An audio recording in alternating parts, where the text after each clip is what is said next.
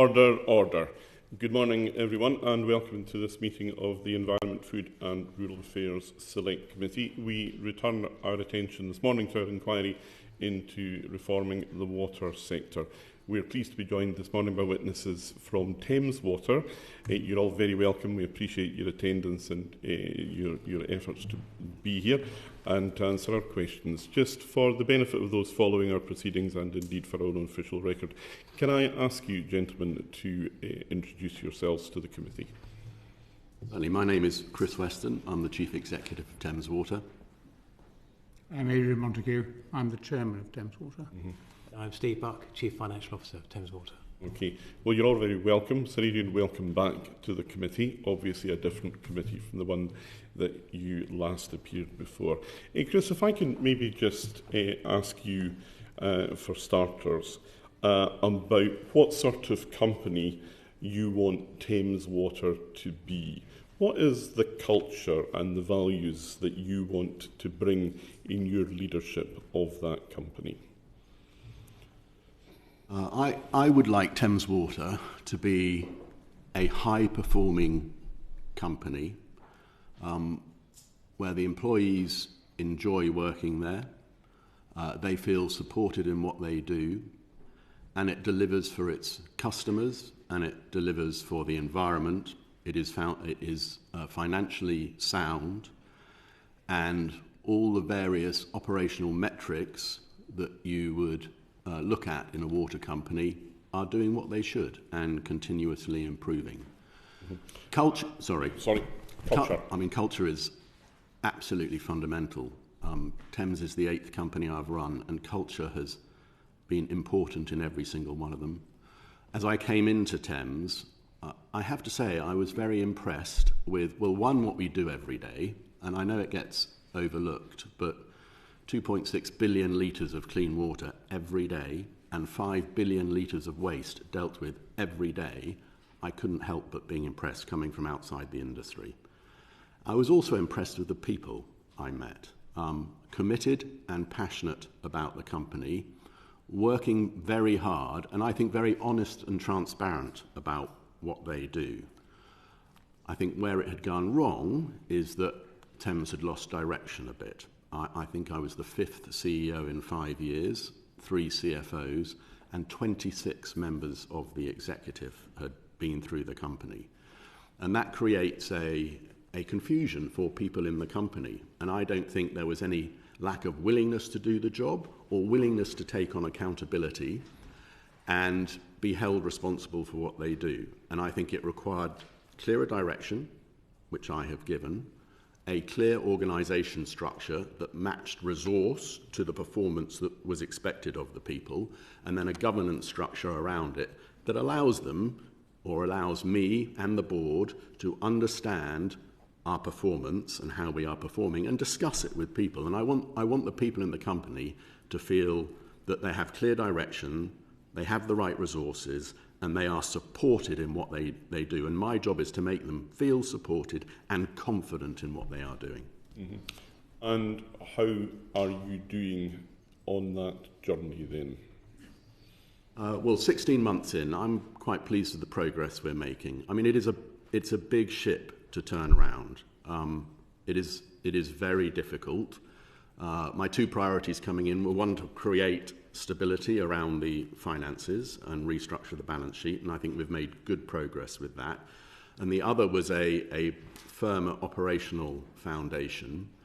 With respect to that second, we have changed the setup within the company.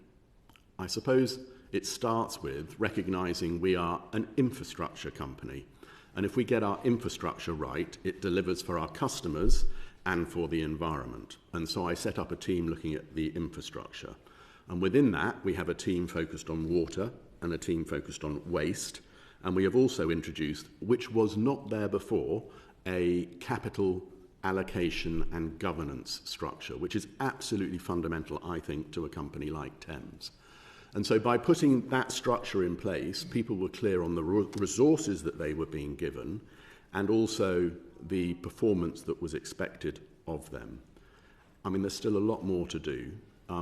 I have also gone out of my way to invest in developing the leadership of Thames. I think leadership is where culture starts. It is absolutely critical to setting the right culture. So we have had a programme rolling out in the company looking at leadership, which a lot of it is all about behaviour. So we are making progress, but this is a long task. It's going to take a long time to turn Thames round. Well, I mean, because there's a basic lack of transparency and understanding about the structures. We will come to this later. I'm not going to dwell on it at the moment. But it's apparent to few who actually controls and owns Thames effectively at the moment. We will come to this, but I think it's important, given that you've laid some heavy emphasis on transparency there, and also on leadership. I mean, you yourself are on a total package of 2.3 million, which is a generous package for a very responsible job, I think. 3 months in, you accepted a bonus of 195,000. That's 3 months into your tenure. With hindsight, was that a wise thing to do if you were wanting to assert that sort of leadership in the company? So my remuneration was agreed with the board before I came on board. I mean, it was not the reason, but it was a reason for me joining Thames. Fundamentally, I joined Thames because it matters to society, and I felt with my experience and track record, I could make a difference. And I still believe that. And I agreed with the board that when I came in that I would participate in the bonus structure and all its performance criteria, which had been set before I joined, and I would be a member of the whole leadership and management team. And that was very important to me, consistent across the whole leadership and management team. By and large, people that I talk to recognise the magnitude of the job that is in front of me and that we have undertaken. And I think that within the first 3 months, I did make a difference. I started to put in place the new organisation structure. I started to give people confidence and reassurance about how proud they could be of the job they did and what we were setting out to do. And that helped stabilise the company. And I think that was important. Okay, because 10 months in, you had this BBC documentary, Inside the Crisis, and you told that documentary, and I quote, I don't know how it got this way. I've only been here 10 months. I want to fix it. I don't know how it got this way. 10 months in a job of this sort, you weren't able to explain how we had got to the place that we were. Must make it, if you don't know what's happened, what's gone wrong, it must be difficult to put things right. Where's your analysis today of how you got to where this company is? So I am pretty clear about how we got to where we've got to now. I was pretty clear then, but I also question the value of talking about it publicly and pointing the finger. Well, just between the two of us then. So I'm clear how we've got here. This has been decades in the making, the crisis that we face at Thames, and I think all actors have had a role to play in this. So absolutely, the company and management has got it wrong. 5 chief executives in 5 years is not a recipe for success. And I would argue consistency in leadership is a very important part of what we need to do now. But equally, I think the fundamental problem has been with the regulatory regime. And there are flaws in the regulatory regime. I think that has been recognised by the recent NAO report and also the government commissioning Sir John Cunliffe to undertake a review of the water industry. So there's a lot that goes right. It is absolutely necessary that we have a regulator, but at the same time, the regulatory regime needs to attract investment, and it needs to allow for companies of different types operating in different environments with different cost bases, and also for companies that might be in trouble, that they can turn around and improve their performance. And I would argue the regulatory regime does not do that at the moment. And I think the NAO and Sir John Cunliffe, there's a lot in that agrees with what I have just said. So there are many authors to where we are now. But you can't be surely blaming the regulatory regime entirely. No, I'm I mean, not. in 2022, you lost £1 billion in derivatives. Is that correct? I would have to come back. That wouldn't be a matter. I mean, but it is a particularly serious situation when you're dealing with one of the most essential utility products on the planet. You've got a complete monopoly, and effectively you've got the government standing behind you, and you still manage to come to this place. Look, we want the session today to be forward-looking, but we do need to hear from you as a leadership team, I think, a better understanding and acknowledgement of how we have got to this place. I mean, the involvement with Macquarie, for example, is something that's fairly well documented. I'm not going to rehearse it. But how much of that do you think played a role in bringing you to where you are today? That will have exacerbated the situation because the gearing went up during the time of Macquarie's ownership, and they took dividends. Gearing is now, what, 83%, is it? I think the most current is higher than that, about Right, 88%. Brilliant. No, that's okay. It's not been published yet. It's where we are in our annual financial reporting cycle. So that absolutely will have contributed to the problem. It increases our gearing, and that stresses the organisation. And that certainly has not helped us. But I would also add, debt is a very important part of the model for the water industry. We are making investments now that will serve generations to come, and is paid for over generations, and the most cost-effective way to deliver that is through investment-grade debt.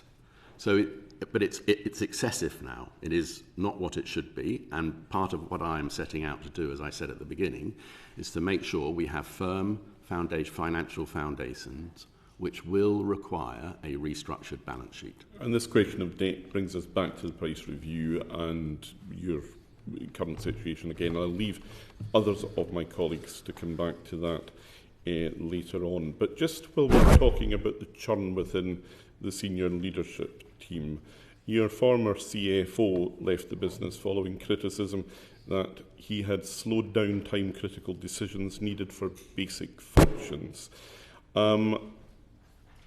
Do you share that analysis, and what impact has it had on your work as a CEO to have to bring in a CFO at such a critical time again?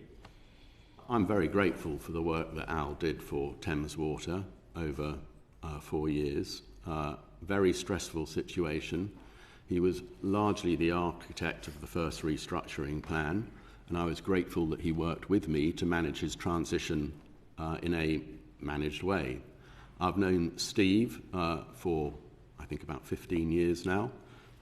I have great confidence in him. It is hugely helpful that he knows the water industry, and that has helped me in managing the transition and getting Steve up to speed in all that needs to be done. So I am confident. Finance is a problem for us. It's organisation, the way it runs. It's a very stressful bit of the organisation because of what we are dealing with, and I'm very confident the work that Al has done and Steve will build on will give us what we need over the next few years. I mean, we've seen it reported that senior staff were having no choice but to press ahead with purchases without sign-off. And this wasn't trivial things. This was safety-critical chemicals needed to clean water. That can't be a healthy set of financial regulation, can it? No, there is a lot that we need to improve on in Thames. I completely accept that, and it is going to take a while. Part of it is establishing the model more deeply in the organisation, so people have their budgets and their authority, which I think they largely do at the moment, and the company continues to function during a very stressful situation. So I am confident that we have the controls and the visibility that we need in place in the company at the moment. So on this point then about the stress of the situation facing company and your employees. To come back to that documentary that you took part in, we saw some really good quality people. They are very young, very promising employees leaving, an increase in mental health illness, mental health reported absences. What are you doing to support staff at the sharp end here? I was very sorry to see Josh leave from Mogden. I mean, that is, I think, someone who will go a long way in his career.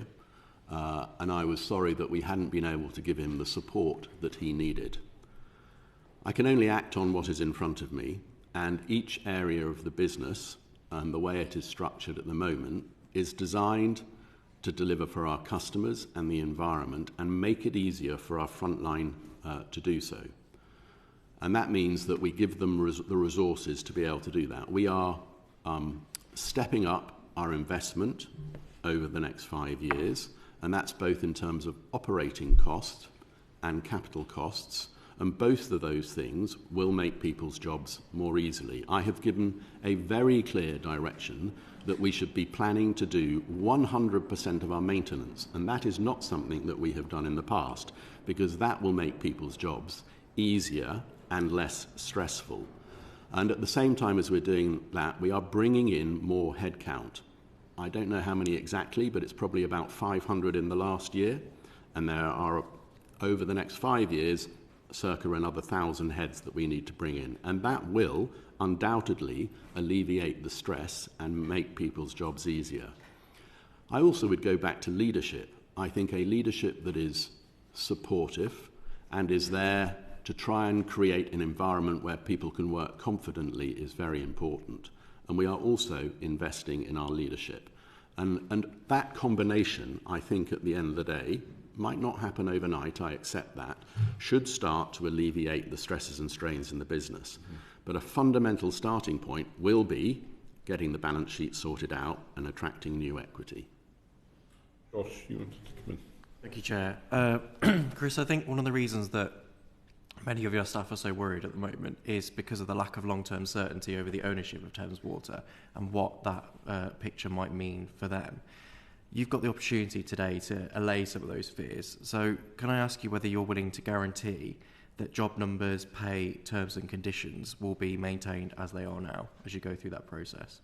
I mean, use the word guarantee, which is very difficult to use because I don't know how circumstances will change. But all I see is a growing employee base, both over the last year and over the next 5 years. So I think people should look at that realistically and take comfort from that. And within that, I mean, unless we go into SAR, which is more difficult, and even in SAR, I think their jobs are guaranteed because we have to carry on providing service to the customers. But I can't say what pressures come through that. But other than that, I see for at least the next 5 years growing numbers of employees within Thames. If you can't use the word guarantee, can you commit as Chief Executive that through this process of a change of ownership that you will fight for your staff's jobs, terms and conditions as that ownership changes? Oh yes. So when I look at Thames and some of the decisions that were made before I joined around headcount, I disagree with them. They should not have been done. They were very short-term in nature. I can understand at the time that people were under a lot of pressure to make those decisions, but I will fight for every job in Thames, and I would like to think that in doing so and growing numbers, it will help people do their jobs. So if you have a potential new owner that is looking to perhaps reduce terms and conditions, perhaps undermine staff numbers, you will make the case for that not to happen? Yeah, very much so. I mean, what might happen is that rather than growing, I don't know, let's say 1,000, we might grow 600, 700, 800. So trying to become more efficient at the same time, which I think any business has to do. But I firmly believe that to do what we do 24/7, you need the right staffing levels within the organisation. And without that, we can't do it, and it creates unnecessary stress on the organisation. So I will absolutely be making that point. Thank you. Thank you, Chair. Okay. Okay, I'm going to move on to your turnaround plan and performance. Sarah, can I ask you to start on this, please? Thank you, Joe. Good morning. Morning. So, Adrian, Thames Water announced an 8-year turnaround plan in March 2021 under the previous Chief Executive, Sarah Bentley. In June 2023, Sarah resigned suddenly, reporting conflicts with shareholders. In December 2023, the then interim CEO, Alistair Cochrane, informed the previous committee they had refocused onto a 3-year turnaround plan to improve both the operational and financial performance. The aim of that was to improve the financial performance and stakeholder confidence in the business. How would you assess the success of that plan? The December plan is still current. It's making good progress. I think it's perhaps an opportunity to say that we realise there is a vast amount to be done to bring performance up to scratch. And we know we are letting customers down. We know that pollutions, we know that spills, we know that supply interruptions cause inconvenience and sometimes real hardship. And so I think the right thing to do is to start a discussion of the turnaround plan by acknowledging that we haven't always served our customers as well as we should, and through the committee, apologising to them. But in terms of the turnaround, I think we are starting to see real progress. It's a very long way to go. It's a very long way to go, and sometimes it's difficult to see in the green shoots, but there are green shoots. Chris is probably closer to this detail than I am, but what we are seeing is in supply interruptions, in water quality. We are seeing real improvements in those areas. And it's such a big business, you can't hope to put everything right straight away. You've got to choose your targets and little by little improve it overall. But I think Chris is doing a great job in that respect. Thank you. So, exactly that. There are the 6 priorities that you're delivering around health and safety, pollution, customer complaints, water quality leakage, and supply interruptions. Chris, how would you judge the performance, if you give me a little bit more detail around that, against those measures that you've put in place over the period so far? Do you mind if I take each in turn? Please do, yeah. So, health and safety is extremely important to me. It's something I have always focused on in the businesses I have run. Last year, we had, unfortunately, 35 lost time injuries compared to 41 in the year before. I point out that we did work an additional 2.6 million hours. So actually, that performance is quite good. I do think health and safety is taken seriously within Thames, and I have just appointed 6 weeks ago, a new very experienced health and safety lead to try and accelerate the progress in that area. I have to say that in the first 6 or 8 weeks of this year, we have had 7 LTIs, which pains me. There's no obvious trend in that. So that's how we're doing in health and safety. And there is a comprehensive plan around health and safety.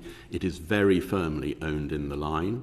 So Esther, my COO, and David Bird, who heads up retail, who both have large workforces out and about, they understand the importance of it, as do their management teams.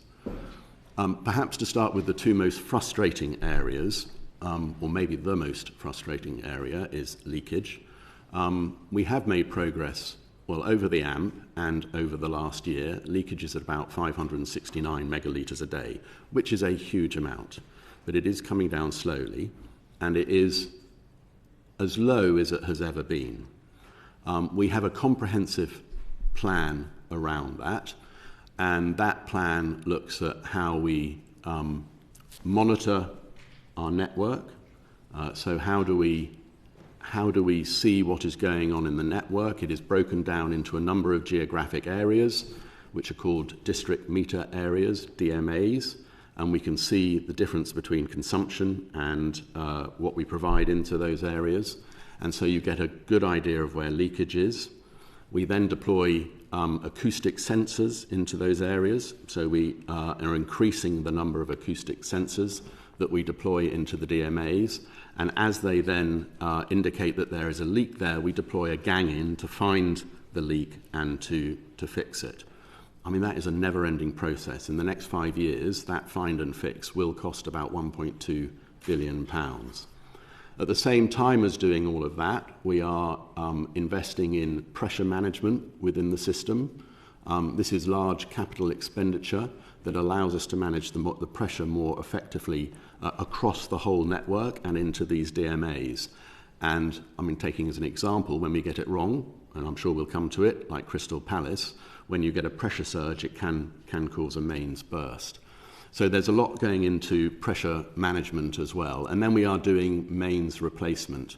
And we are aiming to replace about 560 kilometres of mains in the next 5 years.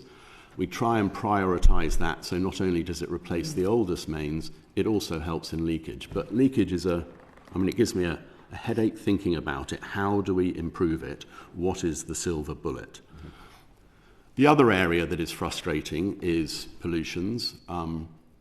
Over the last year, we have seen pollutions increase. So the year before, total number of pollutions were 350. They went up to 469 last year. Within that, there are 33 serious pollutions, and that's not acceptable. No one at Thames comes to work to cause a leakage, and everyone wants to try and minimise that as possible. When I look at what causes those leakages, about 60% of the cause is in the network as opposed to our treatment works. We have 110,000 kilometres of network, so there's a lot of network to look after. Last year, so what are we doing about it? Last year we cleaned 1,759 kilometres of network, which is about 250 odd kilometres more than we had planned to. So we are trying to be more proactive, and we are trying to use all the sensors that we have on the network and the data we get off it to predict where there's a blockage hotspot and what that we can then go and clean it. And we're developing that process slightly. At the same time as doing that, we are doing sewer rehabilitation. Last year we did 21.6 kilometres of sewer rehabilitation. Again, more than we planned to do. I'm appreciative of the level of detail, but sometimes detail can obscure the core truths. Okay, sorry. And I fear that we're steering into that territory at the moment. Okay. Can I maybe just give you one concrete example? Sorry, Sarah, I'll come back. Your desalination plant at Beckton, it's reported this morning that it's not going to be operational this year. It wasn't operational the last time we needed it in 2022. It's far from clear whether it's ever worked at all. That stands in rather stark contrast to some of the detail you've been giving us. Is that not the problem for Thames Water? When it really matters, you're found to be wanting. I wouldn't... let's deal with the desalination plant. Okay, I mean, the desalination plant, well, the first thing I'd say is we have a team there that are working very hard to try and make it work. Has it ever worked properly? It has worked in the past. It's not going to work this year, though? No, and I share your concerns. Mm-hmm. The desalination plant is a big problem for us. Mm-hmm. I wonder why it was built in the first place. 250 million. Yep, I accept that. It is not a good story. It was not a good investment. And so there are no excuses about it. I would point out one thing with the desalination plant, that at the moment, I mean, it relies on, obviously, a very complicated process that is very expensive. It has within it certain treatment membranes. Those treatment membranes are at the end of their life. Let's just keep away from the detail. Why is it not working? Well, we cannot replace those membranes, and we can't replace them because there is no testing facility currently in the UK that allows us to test the new membranes. Has this come as something of a surprise to you? It's been going on for about a year, and it's an issue for the whole industry to try and address. Well, you're the only people in the country that have a desalination plant. Yes, but the testing facility goes beyond just those membranes. It's any material that comes into contact with water that's being prepared for drinking. Right. I'll say if you want to pick up, but if we can keep answers tight and focused to outcomes for customers, because this is a problem with the industry as a whole here, but Thames Water in particular. A lot of it gets stuck down in process, but the service for the customers at the end of the day is bad and getting worse, And it is your customers that send members of Parliament to Westminster, and that's why we want to keep the focus on them. Sarah. Thank you, Chair. I think we would agree that you are suggesting that you're making solid progress, as a report showed recently in those critical areas of performance. But an article in the Financial Times said that Thames came dangerously close to running out of water supplies in the hot summer of 2022. Already, this year is proving to be very dry. What measures are you putting in place to ensure customers have a solid and continuous supply of water? And what are you doing to improve that supply? We are going through a process of making sure that all of our assets are available and all of the reservoirs are as full as they possibly can be. At the end of March, they were at 94%, and they are about 94% now. And we're trying to top that up more. We're going through all of the water assets we have, including the big London plants and everything in the Thames Valley, to make sure that all critical maintenance is done, so we are prepared as best we can be for a drought event. We have 4 levels of drought preparedness. Typically you're at 0. We have just elevated that to 1, which means that we start to go through the preparedness I've just outlined, and we also start to communicate with our customers about the importance of conserving water. So I think at the moment, from what I can see, we have learnt the lessons from the situation in 2022, and we are doing all that we need to at the moment to prepare for water shortage. And I hope that is not necessary.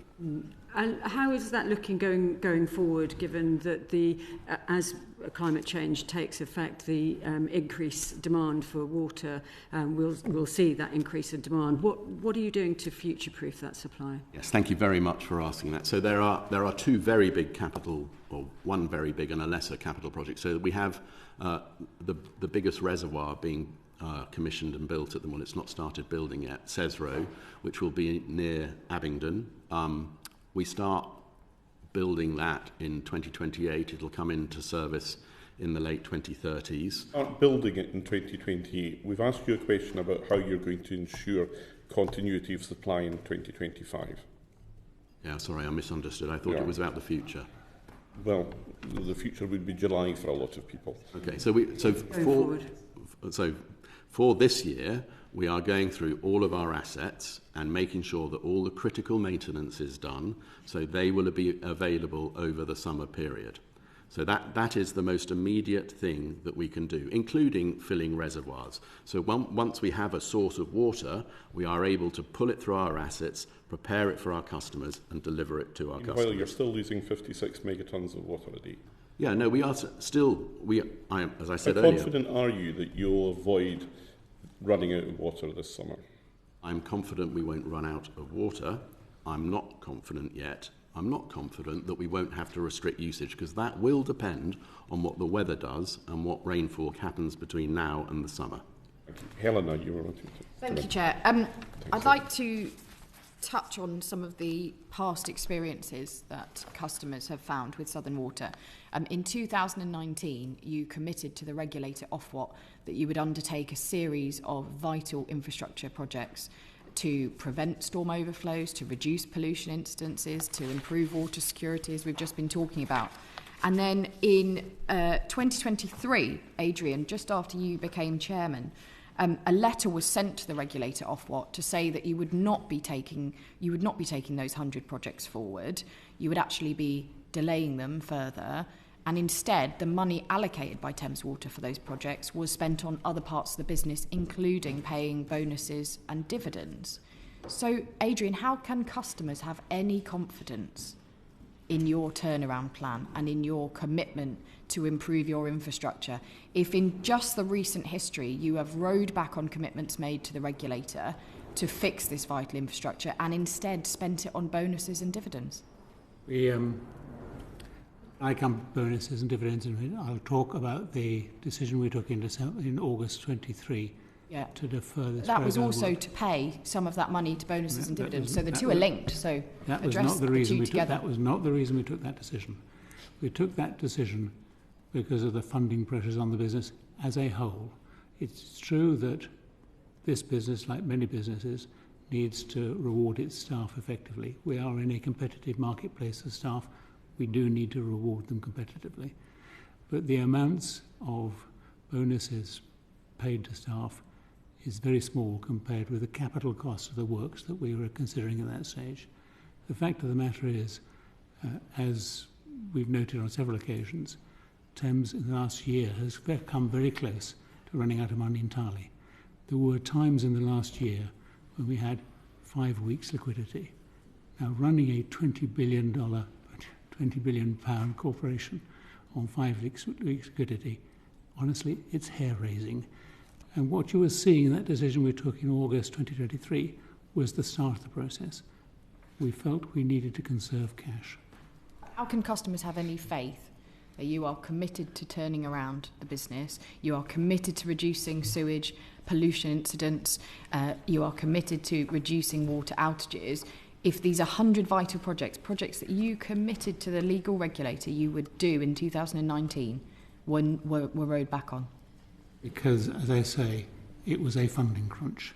Customers have any faith now that what you've committed to do will be done if you row back on these commitments so easily?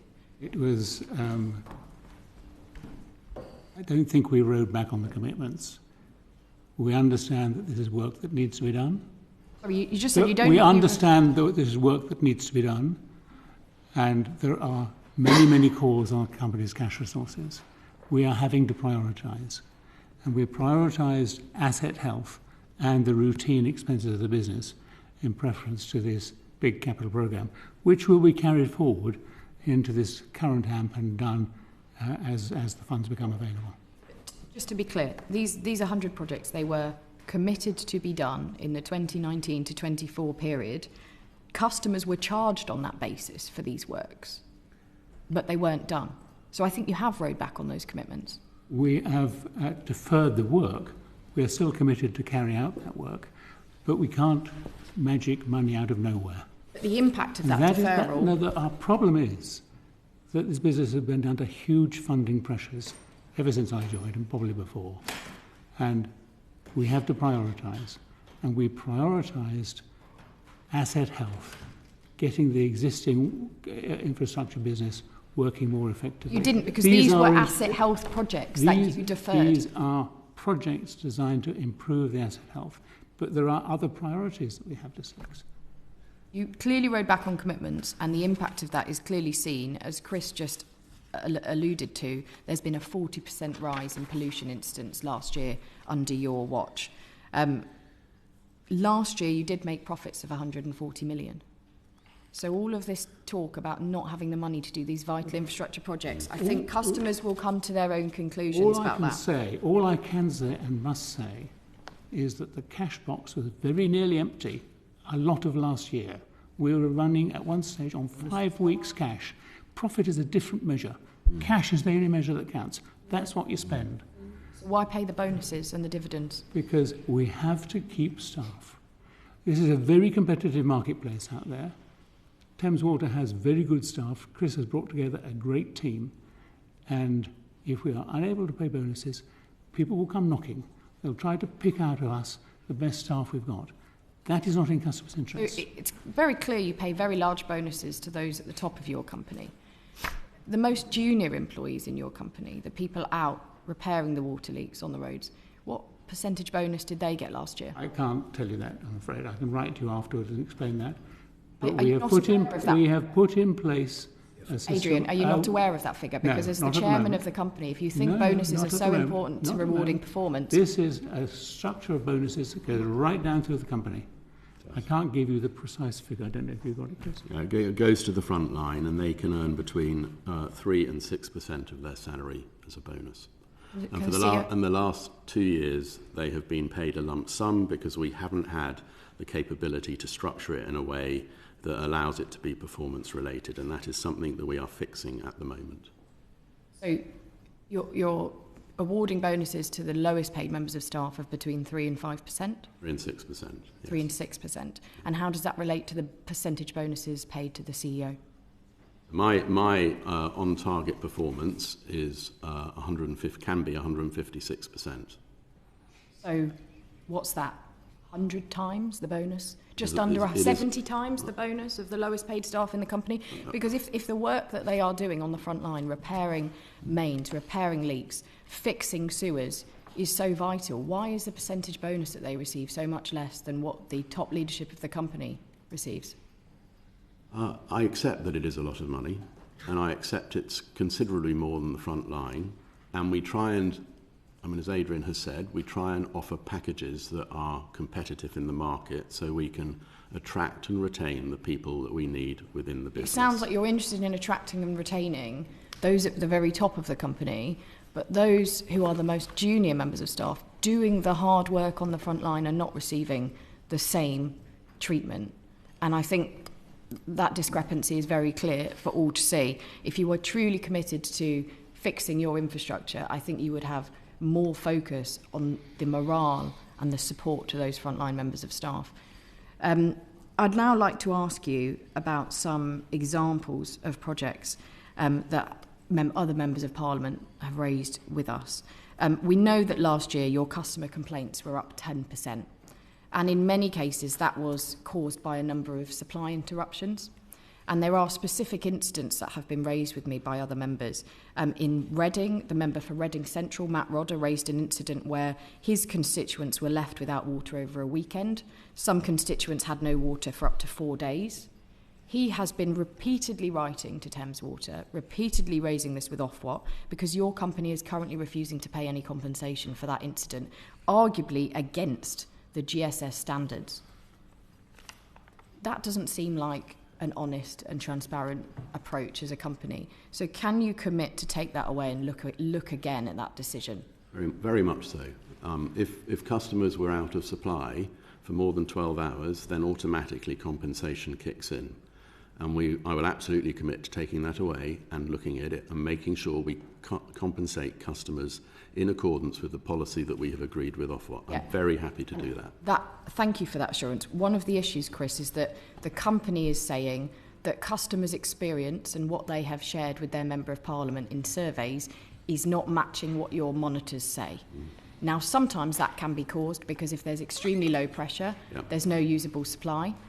But would you commit in this instant to honour the experiences of those customers that they are sharing with their Member of Parliament, rather than bunkering down on this data, which we know from previous performance has often been incorrect? We know Thames Water has a history of sharing incorrect data. Yeah, I am happy to do that. And where this happened elsewhere, the requirement is at 0.3 bars. We have recently upped that. That's our policy to 1 bar to try and address that issue. So I'm happy to commit to that. Good, thank you. Another area that people have raised with me is often when there is a leak or there is a repair that needs to be done, which everybody understands that work needs to be done, the road is dug up and then it's left for inordinate lengths of time, and quite often appears that nobody's doing any work on that site, but huge delays are being caused, road closures in that time. A number of members have raised that with me. Can you talk us through what your process is for roadworks and how you minimise disruptions to the public? Yes, and I know that is an area that we're not as good as we could be on it.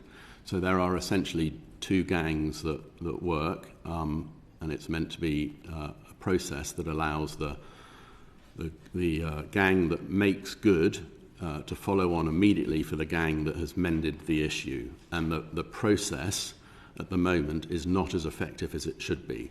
But it should happen within 12 hours of the work being done. And that is a metric that we are not meeting all of the time at the moment. And it all depends on the demands on the business. So I accept we don't get that right all of the time. We are very conscious of the chaos and issues it can create, and we are working hard to try and improve the process and get the right level of resource and gangs in place to be able to do that. And I'm sorry that it causes inconvenience to customers. And in some cases, do those sites work overnight in order to complete it at a time when there's less disruption? Very much so. I mean, we are an organisation that works 24/7, and That happens most of the time. I mean, if there's an issue, we will be fixing it overnight. And I think this also relates to the previous conversation we had about bonuses and dividends, and the fact that 100 critical projects were delayed and some of that money diverted to bonuses and dividends. And I just wanted to pick up, Adrian, with you on this point. You talked about bonuses. You did not address the fact that some of that money was used to pay dividends, which is something Thames Water has been fined for doing. Can you comment on that? Yes, certainly. There were two dividends, one in October 2023, another in February 2024. The October dividend was paid to keep alive our discussions with the then shareholders about injecting more capital into the company. They told us in terms that we had to continue to pay those dividends to keep alive the prospect of more capital being injected into the company. That's the reason we took that decision, because we believed it was in the interests of customers to try to keep the existing shareholding base and the existing capital structure alive as long as we could. In the event, as you know, that failed. But in October, it was not clear. We were dedicated to trying to get more capital into the company. And how much was that dividend in October? 157 million, I think, from memory. Which would have more than covered the 98 projects put back.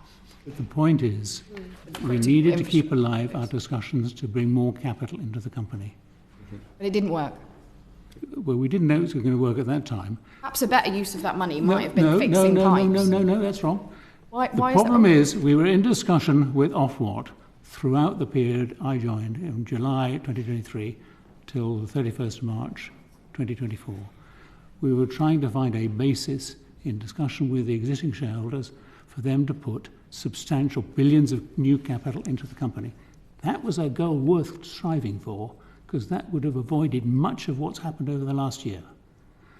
And it was for that reason we paid that dividend in October, to ensure that we kept those discussions alive, because the shareholders said, we need these dividends. We need them to pay our debt service at the level of Kemble. We haven't got into the corporate structure.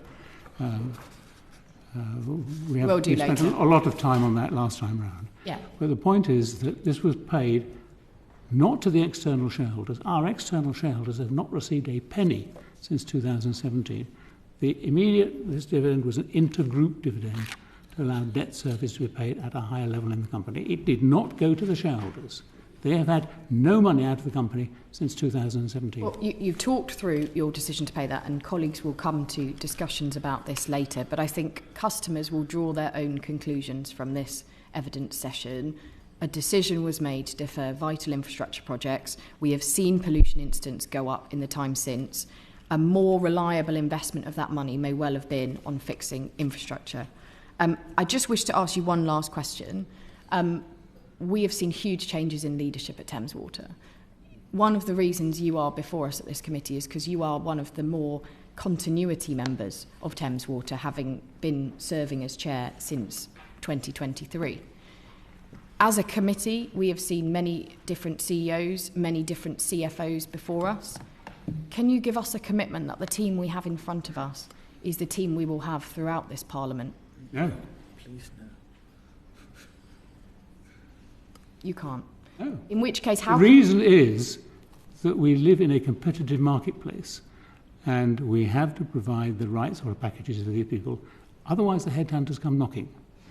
And it's not... Every time we have the Thames Water members in front of this committee, they make assurances about turnaround plans, they make commitments, and then when the next set of we have to live in the real world. Adrian. We have to live in the real world here. No one will give you a commitment that there will be no change in the leadership team over 5 years. It is simply not possible. Adrian, if you allow me to finish the point, we asked the questions at this committee. We have seen many changes of leadership.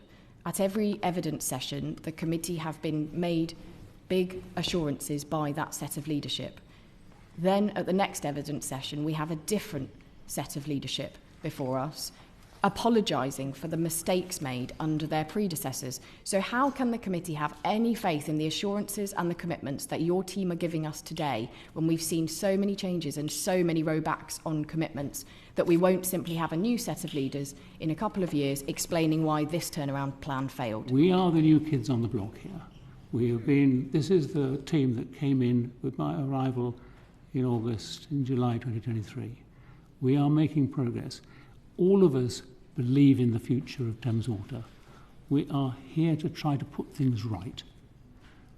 That's the testament of faith we give you. We won't quit until the job is done, but it is not realistic to say there will be no changes in the team over 5 years. Can I just ask, why would headhunters come to recruit people from a failing company? It's not a failing company, it's a cover in recovery. We are making progress. This is a good team. You can see how the progress is starting to become apparent. And people go for good teams. It's simply unrealistic to think there will be absolutely no change over 5 years. A 40% increase in pollution incidents is a mark of success. What does failure look like? We must go back into those pollution incidents. Yeah, I come back to the point, and this is a serious point here, and it is about the experience of your customers. Yes. And people enjoying the natural environment.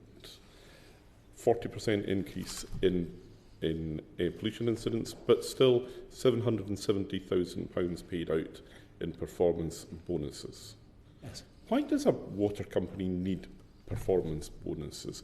I can see why a merchant bank or a hedge fund or something of that sort might want to reward high risk, but water is not a high risk business. I have not followed... It's a sector that's lost its way, isn't it? I have not watched in detail the discussions you have had with all the other water company chief executives and their supporters, but bonuses are featured in all of them. Yes, absolutely, and that's why I'm asking you as a sector. And the fact is that we are in a marketplace for talent. Mm-hmm. Talent goes where it thinks it's going to have the best future. We have a remarkable collection of people here because they are believers. They are believers that we will turn this business around. That's what they get their satisfaction for. But there are limits. Just quickly, to go back to the other people who work for Thames Water, so the water engineers, the other people, I've just had a quick look on the website and there are numerous roles there, vacant roles. Mm. So wouldn't the same apply? Because you need those talented people to work on the ground, as well as Helena was saying. So why is so much attention paid to the bonuses of the people at the top and not those people doing the work on the ground when you've got vacancies? I mean, we do have a lot of vacancies at the moment because we recognise the ramp up in capital that we have to deploy over the next 5 years. So we have about 700 vacancies at the moment that we are advertising for. Some areas are much more difficult to recruit than others, so mechanical engineers, electrical engineers, process controllers, and we are always assessing whether the level of compensation, remuneration that we offer in the market is competitive. And we are finding in many instances at the moment that we are having to pay above market to attract people into Thames Water. That is happening. Thank you. Right, I'm going to move on to the Price Review 2024. Barry, you're going to lead our questioning in this. Thank you very much. And could I make a mention of my register of members' interests? Sir Adrian, we've crossed swords before, and Hasn't discussions before. Indeed, and I don't want to incur the wrath of the chair. So I'm going to. I've formulated my questions to you in such a way that they don't demand an explanation; they only demand an answer. And usually that answer can be either one word or a very short sentence. So let's see what I can do to oblige. That's an example. Fill your boots. That's why I've tried to do it that way, Chair. The 3 billion of debt funding that you arranged is in 2 tranches of 1.5 billion, is it not? Yes. The second tranche is conditional on you putting, or was conditional on you putting in a challenge to the CMA against Ofwat's PR24 price control ruling, wasn't it? No. I don't believe that's right. You don't believe that's right? I don't believe that's right. You put your CMA challenge on hold, did you not? Yes. Is it still on hold or have you abandoned it? No, it is still on hold. still on hold.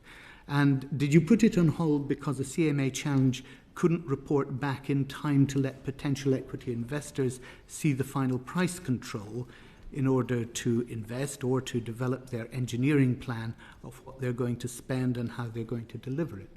No. So when was PR24 capital investment programme due to start? At the beginning of the April ZAMP. 2025? Beginning of the ZAMP. Yes, April 2025. The CMA challenge would only have reported back in October, which would have been a 6 months delay. Is that Probably later than that. probably later? So even more than a 6 months. Just a word of explanation, if I may. The CMA has 6 months from the date of its referral, but has liberty to apply for a longer period. And in complex cases, they apply for a longer period, as they did in 2020. So as I said, the CMA challenge would have put the final adjudication and the final decision on what your investment allowance was back beyond the point at which your future potential equity investors would have wanted to have started the programme, would it not?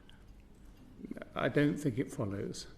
Well, it certainly follows if AMP8 was supposed to start in April 2025, and yet you couldn't get investors in if they didn't know how much they were going to be allowed to invest in the company and how much work was going to be agreed to be done with the regulator. They knew that, as we knew that, on the 17th of December, when the final determination was handed down. But you were going to appeal it, and you told me that you've put the appeal on hold. We agreed in order to challenge termination by Ofwat. We agreed with Ofwat that in the light of the equity interests we have had, it would be worthwhile the equity holders, the equity bidders, discussing with Ofwat whether there were understandings that could be reached which would allow them to accept that determination. Let's move on to those understandings. For us, we had determined it was neither financeable nor investable. How far behind are you on the investment programme on AMP7, PR19? I don't think I can answer that. Chris may be able to do that. We have spent, compared to the allowance that we agreed with Ofwat, an additional 1.7 How far behind are you? And on not just AMP7 but also on WinEP7 programme. I was going to then go to the point that your colleague brought up. We are behind on the WinEP7 project, and that will complete during AMP8. One or two of the larger schemes might even go into AMP9. Right. So in both, you've said that in time it's behind. In financial terms. Yeah, it's also more expensive. Yeah. Okay, so it's going to be more costly because of the delays. And the failure to achieve your ODIs, your outcome delivery incentives, on sewage and leakage, and your MEXIs, the measures of experience, the more penalties you incur, and the more difficult it will be to sucker in new investors. Or, sorry, let's put that another way, the higher interest return that they will demand. Yes? Yeah. The ODIs in the last AMP were about £500 million. Now, of course, the same applies to AMP8. So the further behind you fall with the work of AMP8, the more expensive it gets and the more penalties you incur. Is that right? Correct. But given AMP8 is at least 2 times the capital work of AMP7, and you've made no attempt to source the additional contractors that you will need, this means you've only re-engaged the existing contractors. This means your ability to press on with AMP8 is constrained, and in this first year of AMP8, you probably only just be completing AMP7, won't you? I don't agree with all of that. We are ramping up capital expenditure quite significantly, and in the last year, capital expenditure is up on the year before by 38%, so quite considerably. I accept we are behind where we would like to be in AMP8, and we are going through a process of improving our capital governance so we can invest more for the benefit of our customers and the environment. But your problem is that because you are behind in both AMP7 and AMP8, you are incurring additional penalties. You've just said 500 million hangover from last year in AMP7. And that means that it's going to become even more expensive to get the capital in and to persuade investors to come in, because they see that the further you fall behind, the more problems you have with penalties. I agree with that. So the final determination was about 20 billion. We felt that we needed to spend a lot more than that, getting on towards 24 billion, and that our performance would not be what was demanded by our regulator, and that leads to the penalties increasing in AMP8 as you suggested.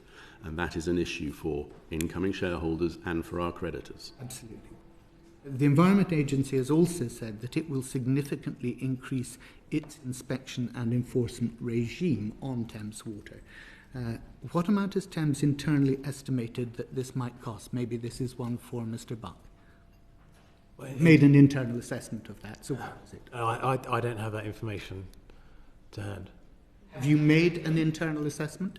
The additional cost of the inspections? The additional cost that you're factoring in will come from the fines the Environment Agency levies against you for those additional inspections that they have promised to fulfil. In terms of our future financial planning, I've factored in the additional investment costs that Chris has referred to, the extra 4 billion. I've factored in an extra 900 million for the ODI penalties in AMP8. And there has been an assessment done of the penalties that may arise from what the EA has done. And I was asking. And we have made that available. And how much is that assessment of the additional penalties from the EA? And forgive me, I will have to come back to it. If you can write to us on that. Yeah. Thank you. The revised regulatory business plan that you are developing requires a reduction in penalties from Ofwat, doesn't it?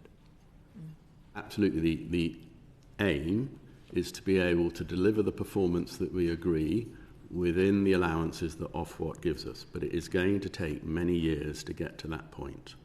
If Ofwat refused to reduce those penalties, is the equity investment still on the table from KKR?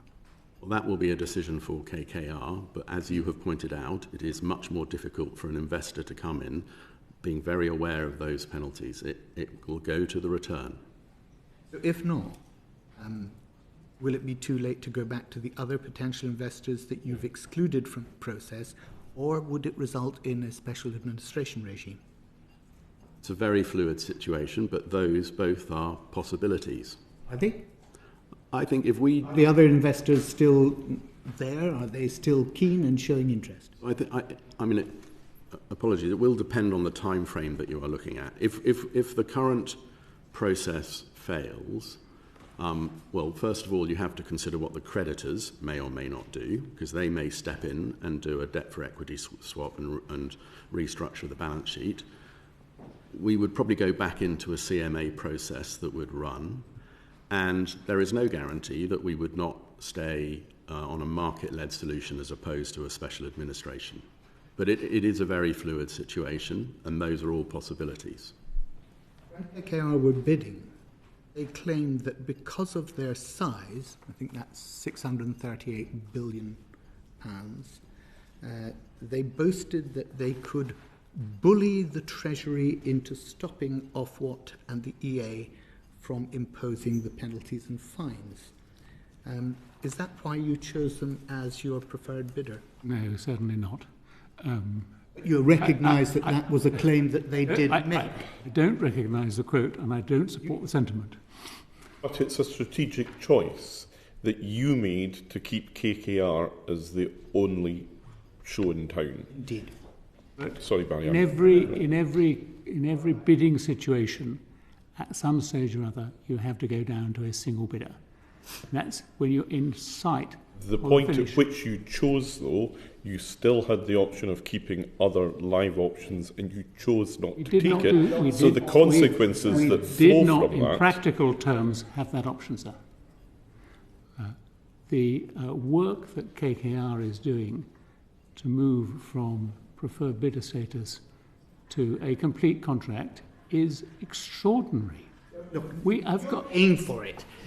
I mean, we have got a limited amount of resource. We have got a limited amount of resource. You are paying for all the work that KKR want. I mean, let's not try and bluff. I'm Okay. not suggesting we Okay. are not doing so. I'm just pointing out that they are posing immense demands on the business. Let's get back to the point that the chair and I were in the process of making, and that is that you chose to eliminate those others from the bid. Now, in response to the chair, what you said was, there comes a point when you've got to do this, and it was the right thing to do, those bids fell away. Yet we've heard from Mr. Weston that actually we might be having to go back to looking at those bids, and at the time, Ofwat and the market looked at what you were doing and said, well, why are you doing this so early? So what we're trying to get at is, why did you do it so early? Well, I think we need to go back a little bit in time. Oh, no, not another explanation. Come on, just answer it. You're asking me, and I'm giving you an explanation. And the explanation is that this was part of a long-running process which looked at eventually 6 bids. 2 of those bids fell out of contention pretty quickly, but we were left with 4 bids. And we conducted a detailed evaluation of all of those bids. And I can tell you that the KKR bid was by far and away the best. Technically, financially, in terms of the commitment to provide equity, they were ahead. And so, conscious of the need to create a disciplined process towards completion, we chose KKR. Now, it is true that KKR said, we're only going to do this if we're the only person in the field.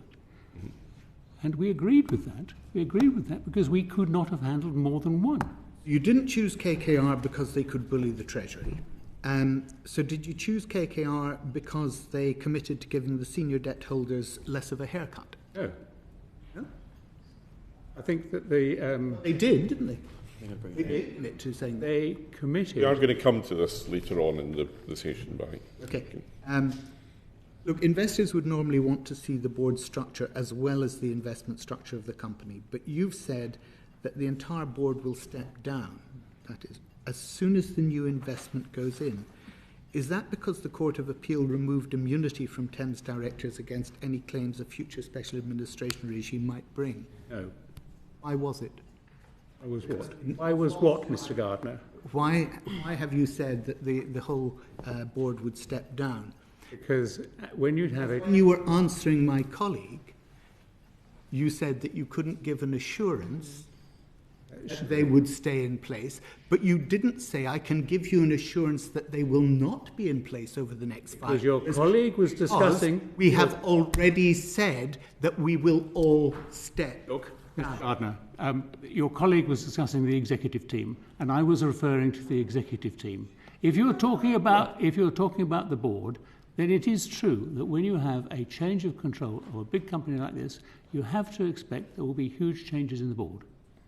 One or two, and it may be that the new equity owners will want some people to stay, but the expectation is that a majority will step down.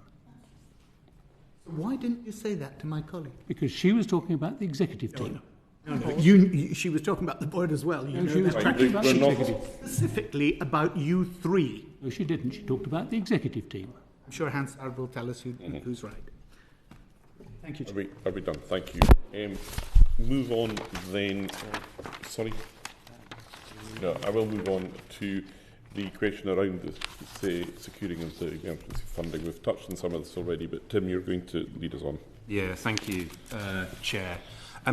Can I ask about the £3 billion loan from your Class A bondholders, including Elliott Partners and Silver Point? We've had a note from your Class B creditors, you won't be surprised to hear, who described it as a payday loan style arrangement. Can I ask, Chris, perhaps you for your assessment of the loan and its risks potentially to the future viability of Thames? Certainly. I think you also have to consider how it came about and the timing of it. We started talking to the creditors as a whole in July last year. We had to come to an agreement by the 25th of October, and coming up to that time, the A's and B's were working together. On the 22nd of October, we had an approach from the Bs entirely separate from the As, and that was a surprise to us. And given the deadline was the 25th, and there was no certainty that the Bs could deliver what they were suggesting, then we went with the outcome, the As, that were most certain to give us the firm financial foundation that we needed. Anything that the Bs proposed had to be agreed by the As, and I could see no prospect of that happening. So the reason why you went with the A proposition is because you couldn't see an agreement, because the difference between the two offers was quite substantial, wasn't it? Because the A's offered an interest rate of 9.75% and the B's offered an alternative at 8%, which would have saved potentially £375 million. Yeah, I mean, each it'll be put forward by each of them. I don't think the difference was as stark as you suggest.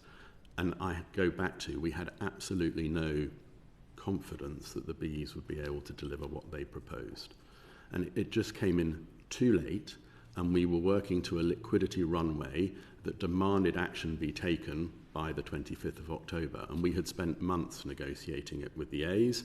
It takes a long time with a lot of paperwork to get the certainty you needed, and that we just could not have done it with the Bs. That wasn't the assessment of everybody at Thames, was it? Because actually there were members of the board who thought the B's offer was better. That was reported in the Financial Times. Financial Times, with respect, was not in the boardroom.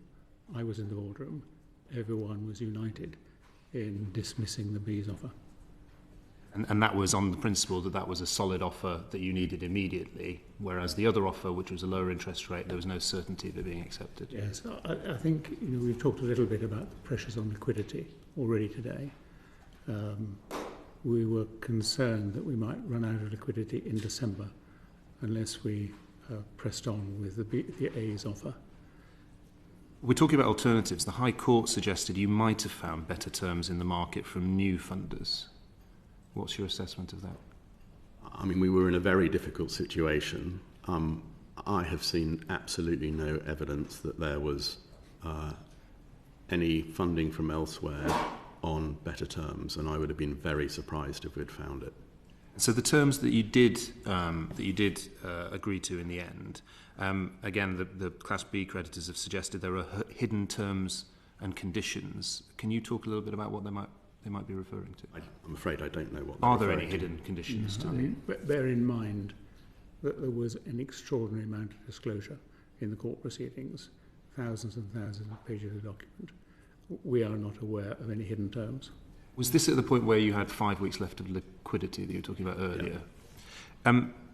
Does the deal include any financial retention incentives for executives at Thames? The deal required us to put in place a retention plan for a limited number of senior executives. Can you give us an idea of what those incentives might be? Well, we have created incentives to try to retain really our most precious resource, which is the senior management team.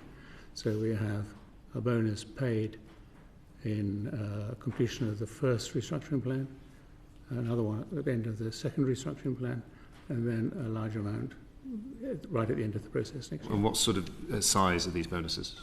Well, in the case of the first two instalments, it's 50% of salary. So very substantial, bonuses. But I suppose I think it's fair to say, to be honest, this is the first time I've encountered this. I've done a few reconstructions in my time, and I don't think we'd have got there but for the fact the lenders insisted that it should be so. I'm just thinking, a layperson looking at this will see that there was an offer from the A's at 9.75% that came with financial incentives to retain people, and there was an offer from the B's at a lower interest rate. And there might be some scepticism or a suggestion that one offer was gone with for other reasons. What would you say to that? I would say that will be inappropriate at that conclusion. I mean, the team was working astonishingly hard. We've talked a little bit about the vital importance of keeping the team. I think my answer to Ms. Dollymore, we were trying to emphasise the importance of the team. We need this team to stay until the completion of the transaction. The Class A offer involves an incentive scheme for executives that could be worth up to £1 million for yourself, I suggest, Chris. Is that correct? At the moment, I am not part of that scheme. Okay. It would be up to £1 million for some executives. It's a large amount of money, certainly. Customers will find that extraordinary in view of customers Customers should also take into account that they will pay none of that amount. This is an amount which we've funded by the lenders and at the end of the day borne by the lenders, because we wanted to isolate this scheme from the general run of customers. It is the lenders who attach so much importance to the completion of these transactions, and they are paying for the privilege. Can we talk a bit about the time pressure? We've just talked about the 5 weeks liquidity. The Class B group said that the loan took advantage of the time pressure Thames is under. So is the urgency, was it solely about liquidity that drove the deal? I think that's right. We have had very, very tight liquidity at a number of points over the last 9 months. So in October, we needed to complete a change to the agreements to release some reserves and get to the start point for the reconstruction plan.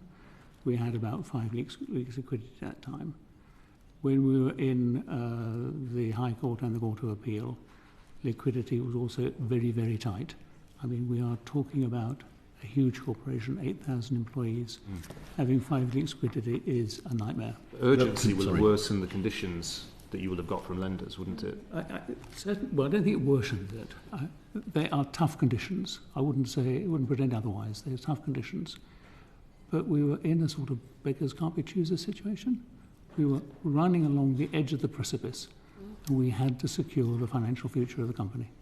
Could I also just add that that liquidity runway was short, but it did allow us to carry on investing as we needed to, the capital investments to meet legal, regulatory and environmental obligations. So as the creditors came in and became more engaged, they recognised the importance of doing that. They didn't constrain us in cash and constrain that investment. And that could have been an option and would normally be an option in that situation, but wasn't. And that is what also constrained the runway. Thank you, Chair. Just to go back very briefly to the question of financial retention incentives in the Class A. Who pays these? The lenders pay. I'm sorry?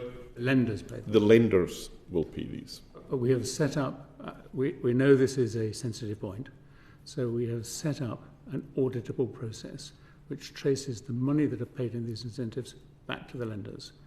And they get funded out of our new facilities, and those facilities will not be repaid by customers. And that won't be recycled through some other process to come out of customers' pockets. Okay. We're going to move on to the court proceedings. Barry, you want to lead questions on this? Thank you. Yeah. Before we do, Chair, you said that you'd seen no evidence that you could have sourced additional funding on better terms from anywhere else. I believe in early September, Mr. Weston, there was an offer that you received from one of the groups that eventually put a bid in of £1 billion, which was on better terms, wasn't it? I mean, I'll have to come back to you on that. There were offers that came in. The substance to them was often debatable, and certainly we as a team felt that the A's, with the certainty they provided and the proportion of the creditor base that they spoke for, was an important factor in any decision-making process. But the particular one that you're referring to, I would have to come back to you on. You know the one I am referring to, do you? Not particularly, no. The Class A bondholders argued that there was insufficient time to implement an alternative restructuring plan if the A plan couldn't be implemented. Yeah? And the Court of Appeal described the enormous time pressure of the case as unacceptable and requests to expedite the appeal proceedings as, I quote, frankly ridiculous. To what extent did time limitations force the court's hand? I don't think the court would ever be in a position of allowing its hand to be forced. I mean, they are very professional in their approach. I mean, the judgment at first instance ran to 176 pages. They looked minutely at every aspect of the plan, and it was extraordinary performance. What you were putting on was unacceptable. Well, were you intentionally trying to? Clearly not, so. Clearly not. Clearly not. We are in a position where we are very tight on liquidity. We're working all hours that God sent to try to finalise a package to allow us to start those court proceedings. We started, this whole process goes back to when the existing shareholders decided not to provide further capital to the company. As soon as that happened, we had our backs to the wall. We started a twin-track process of trying to find equity and trying to bring the lenders together to, in the first instance, provide this extra liquidity. It was a very close-run thing. What impact would a SAR have on Thames Water's operations and on the senior staff? I think that a SAR would make life extremely difficult for everyone. We think that the suppliers would wonder how long they wanted to continue working for Thames, because obviously the future would be in doubt. We think the same will be true of the senior staff. Who knows what the outcome will be if we went into SAR. They would be receptive, we think, to offers from elsewhere. We think the burden on the government will be considerable. At the court of first instance, the expert said that he thought it would amount to about another 5 billion of cost for the government. I think I have that figure right. So wherever you look, there's additional strain on the process. The government would have to finance this programme because there will be no other liquidity available. That's what happened in Railtrack, if you remember. I don't know whether we share that experience. We probably do. And the government would seek to recoup that amount, we guess, by having to sell the business to someone else. But many months later... The new the Water Special Measures Bill, they have the right to recover that and to make sure it's not the public that's paying the bill. Yeah. The High Court judge said that he might have refused to sanction the plan from the outset if the, I quote again, eye-watering level and the advisor's fees had been clear up front. Why were those costs so high, and how much have you spent on legal costs to date? I think the costs reflect the magnitude of the restructuring that is underway. It is the largest restructuring of a balance sheet, I think, in British history. And I think the costs reflect that and the number of parties involved. The costs incurred are extremely high. And I think that just reflects what I have just outlined. And to date, over the last 12 months, it's about £159 million. Why do you think the judge said that he might have refused to sanction the plan from the outset if he'd known those costs were so high? I think what he perhaps would have wanted was an explanation of why those costs were so high. No, I don't think he did. And because, as you say, Sir Adrian, he had perused all the data by this stage, and then he came to a conclusion that actually he would not have gone down that road had he realised that at the beginning. That's what he might not have gone down that road. Might not have gone down that road. I don't know why the judge, what he was thinking behind statement from Master of the Rolls. But yes, I think it was a remarkable statement. And I think that it would have been necessary to explore the consequences of not endorsing the plan. Well, it rather suggests that he believed that so much money that could have been being spent in, let's call it, more productive ways, directly addressing the concerns that my... This is a judge who's highly experienced in the area. This is not somebody who spent his life doing criminal legal aid. You have to accept that when he says that it's eye-watering, then something has generally caused eyes to water here. We agree that would have caused him Yeah, and it would have, The to plan. that extent. We agree that there are eye-watering costs. Sir. Sorry. We should be careful about talking about judges, obviously. What was the My purpose bad. of the civil immunity clause in the original loan agreement? I'm sorry, you'll have to explain that. I don't understand the question. In the original loan agreement, there was a civil immunity clause. Why? You have to write to us on that one also. Again? You have to write to us on that one also. We're going to have to. Yes, I think we will have to. Okay, Jane, you've been very patient. Ownership of the company. Yes, I'm going to ask about ownership. I wasn't here on the last committee, so I know that you did deal with this with the last committee, but if you could just kind of go through the structure a little bit with me. You did say last time, I think, Sir Adrian, that you would love to simplify the opaque and complex structure, but I'm looking at it now and it seems that we have the external shareholders, Kemble Water Holdings, Kemble Water Euro Bond, and then Kemble Water Finance and Thames Water Kemble Finance, which together hold Awful. 18 billion of gross debt, it said here. And then Thames Water underneath, we have Thames Water Utilities, Thames Water Utilities Finance, and Thames Water Utilities Holdings that have 14.7 billion of debt held. Have I got that right so far?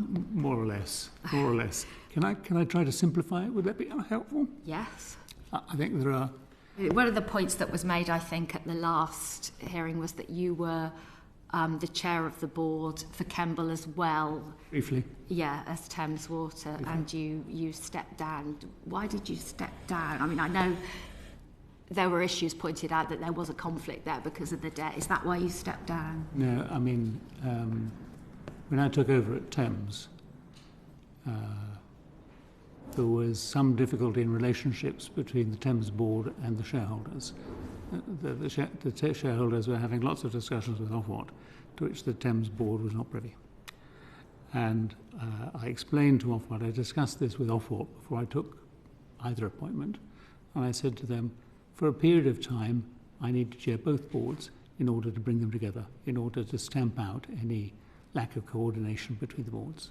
So that's what I did. We used to have combined board meetings with the shareholders and the Thames board taking decisions, each taking separate decisions on the matters that affected them, but with a good degree of coordination between them. Now, it was always right that there was potential for a theoretical conflict of interest. Yes, because Thames pays dividends. It didn't pay dividends to the shareholders, but it paid dividends to Kemble, didn't it? Let me come back to dividends, because I think it's a decent point there. It was clear to me in February 2024, that this was heading for an impasse, and where the future of Thames needed to be divorced from the future of Kemble. That's the reason why I stepped down from Kemble at that stage. If you go back to dividends, I think it was one of the instances we had identified with Ofwat that there might have been a conflict. And so when it came to the October dividend, which we've already discussed, I did what the governance textbook tells you to do. I wrote to the directors of both boards and I said, if there is a potential conflict here, would you like me to step down? Would you like me to recuse myself from the discussion? And you can both discuss it, free of any potential conflict that I might have had. And all of them said, we trust your objectivity, please carry on. So I did.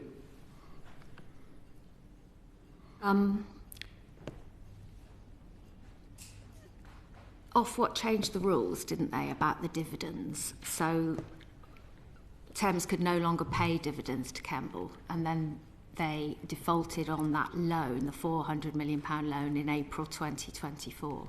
What impact did that then have on Thames? Well, I think it started the process, which we're now in the late stages of. You see, I mean, when I was here in December 23, I pointed out, I think in response to a question from my learned friend up there, that there was a risk that the loan would go into default, and that would deter the shareholders from putting new equity into Thames, into Kemble. And that's actually what happened. I mean, we lost our investment grade, and when that happened, it became a licence breach, and that then meant that we couldn't distribute any funds outside the regulated entity. And the FT has stated that the current shareholders now basically are divorced from the company. They have no kind of skin in the game and no motivation to act, to provide any kind of oversight to the board. Do you agree with that? And if so, then who's controlling the board? Well, it is true that once we got to the 31st of March last year, the shareholders effectively abandoned Thames. Yeah. They took their representatives off the board, so the board was slightly marooned. And it was that withdrawal that started the process of recapitalisation and debt support that we're now going through.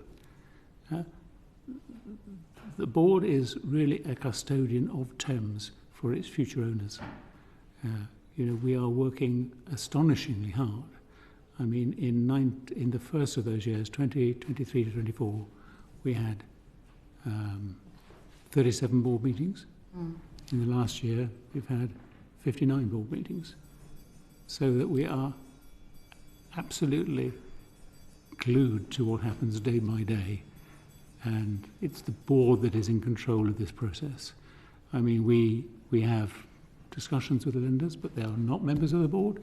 I mean, we do not have them at board meetings. Your General Counsel accepted at the hearing that the Class A creditors are basically now the economic owners of the company. Yes, I think that's correct. So would you say that they essentially control the company? No, the board is in control of what happens in the company. I mean, we have representations from the A creditors.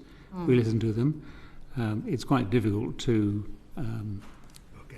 take an entirely different course from what they want us to do, but it is the board that controls the company. I think that's very important. It's just, I think the FT reported that in the potential sale to KKR, that those bondholders may end up with quite a substantial stake. Possibly. Is that the case? I think that's a matter for discussion between KKR and the bondholders.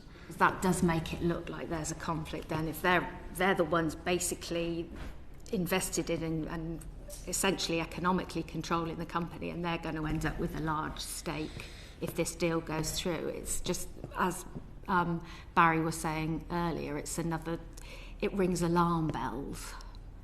Yes, I'm not sure there is reason for any alarm bells to ring, because, we have an independent group of creditors. I mean, they are the leading... Creditors played any role in the process of the preferred bidder process? No, that was considered by a special committee of the board, because... With no discussion at all with the creditors? We've had a brief discussion with them, but the evaluation was conducted by Rothschilds on behalf of the board. We took Rothschilds through the evaluation. We've had 6 or 7 meetings of the special committee we established, and it was that committee that decided on the preferred bidder. Surely, the views of the Class E creditors must have informed that decision. The Class A creditors were scrupulous in not trying to influence that decision. Your special committee wasn't looking over its shoulder asking what are they going to do? Because there were we asked the creditors for their input. And this comes back to our earlier questioning about the decision that you took to leave KKR as the sole show in town. Yes. I mean, just because this is quite a remarkable state of affairs.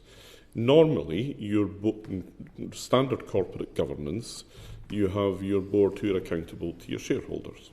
Yes. The shareholders have written you off, they've taken their people off the board, so you no longer have that. So the board manages the company without actually controlling it. The control is vested in the creditors now. I think you've agreed that. I think we'll have to define our terms a little. I think what Ms. Kirkham said was that the creditors are the economic owners of the company. I believe that's correct, because we at the moment have no equity. The shareholders have written off their equity. To whom are they accountable? Because they're not accountable to the shareholders of the company, because you've got no shareholders. We will have an accountability as soon as we get through this process. and have a new equity shareholder. Were the bidders aware? Sorry, how can we create more accountability than the circumstances allow us? were the board aware that the bondholders were, the Class A bondholders were being offered this large stake? And were the board aware whether any of the other bidders were doing something similar? The terms that we had from at least the leading bidders indicated that they expected discussions to take place with all creditors to invite them to take part in the recapitalisation of the company. Now, there was no detail because things had not advanced to that stage, but that is what will be discussed between KKR and the Class A creditors as we move forward. It's just too early in the process. Okay. Sarah, we're going to come on to next steps and ownership while we try and compute some of that. Thank you, Chair. Yeah, so we're looking forward on all of this because it is clearly very complicated for everyone to manage. So, as I understand, you've got this emergency loan for liquidity, but obviously you need to sort out the long term. And I understood that Thames Water hoped to secure new ownership by June. So, are you on track for that?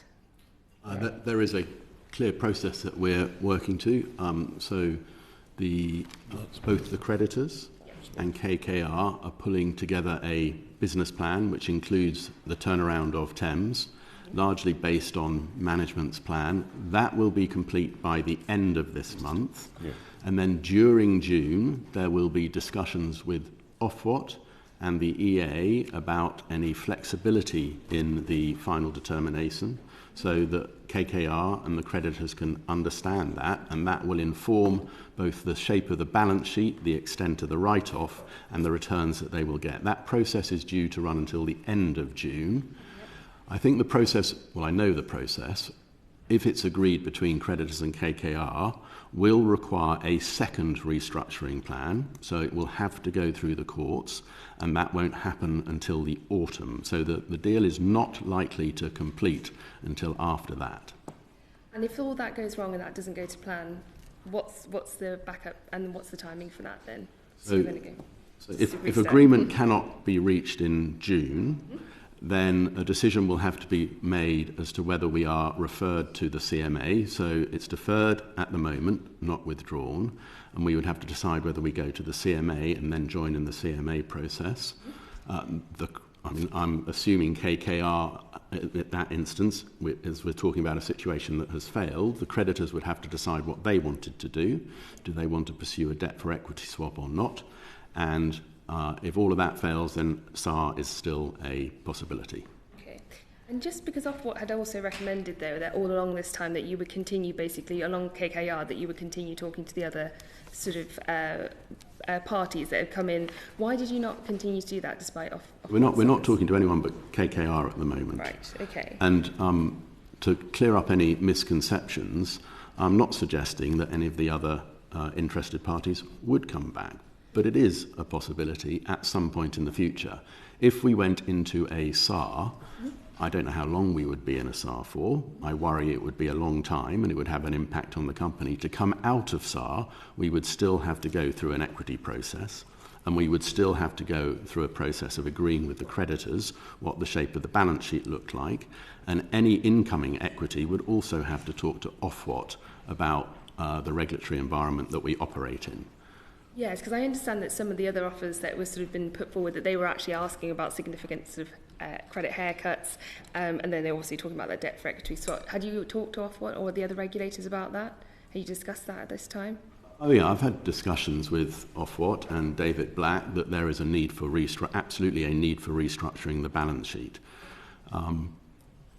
It also goes to the regulatory regime that we operate in, and as I made the point earlier, just to extend that a little bit, one of the reasons that we referred the final determination to the CMA was because the FD does not allow for the turnaround of the company. And I feared that without that being recognised in the FD, we might restructure the balance sheet and end up back where we are now in 5 years' time. And none of us want that to happen.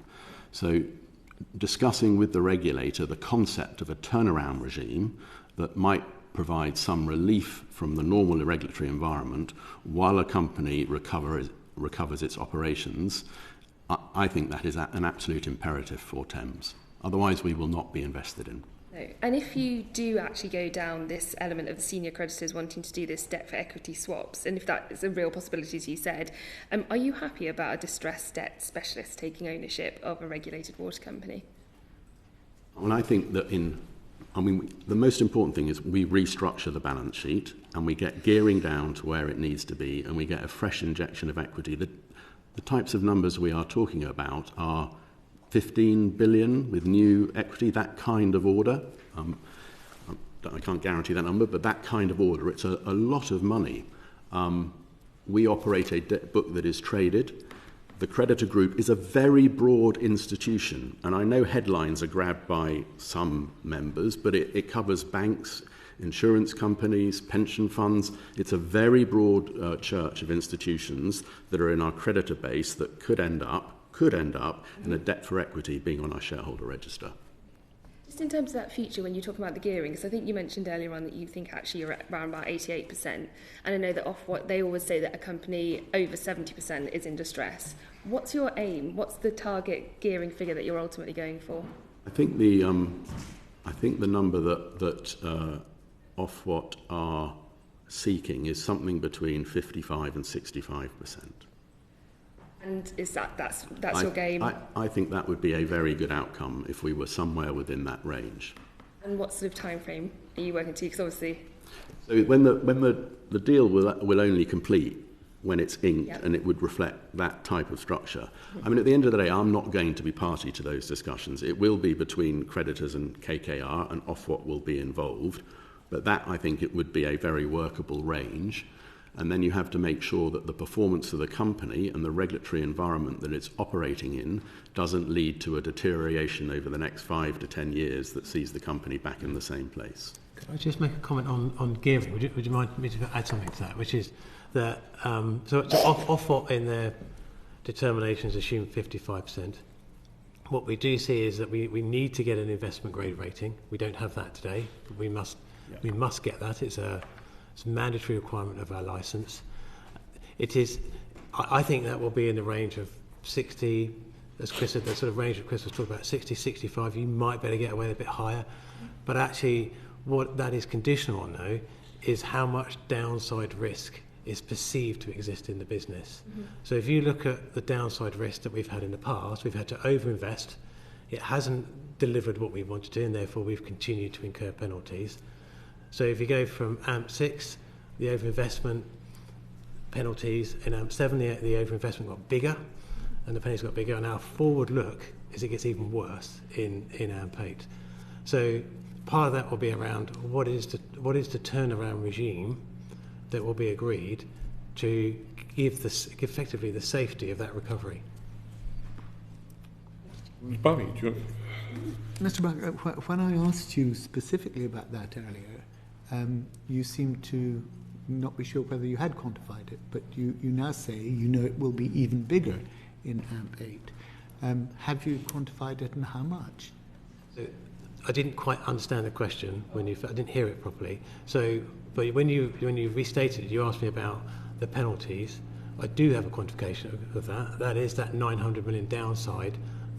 Is an estimate of what the AMP8 position will look like after investing an additional 4 billion over and above what's in the determination. Thank you. And just sorry, can I add to that? Sorry, yes. That's the 900 million penalties from ODIs, yes. But then there could be environmental penalties exactly. from the EA. And they are fines rather than penalties. Yeah, and we have done an estimation of that, and I said we would come back to you on that. Okay, thank you.